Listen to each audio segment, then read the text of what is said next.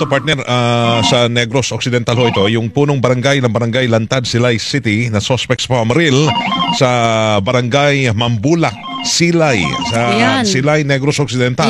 Kaninang umaga sumuko na.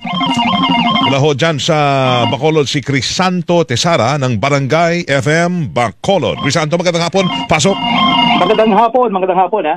Sumuko na nga sa Negros Occidental Provincial Office si punong barangay Arnie Benedicto ng Barangay Lantad na suspect sa pamamaril sa Barangay Mambulak, Silay City, Negros Occidental.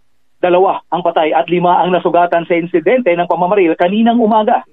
Batay sa impormasyon, unang nakita si Benedicto na pumasok sa isang bahay na pribadong pag-aari na ginagamit ng mga kandidato at supporters ng Grupo Asenso.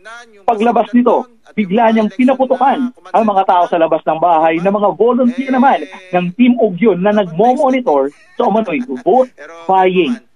Ako si Crisanto Tesara ng Barangay FM Bacolod, nakatutok sa eleksyon 2025. Dapat totoo. Super Radio DZWB Last Report.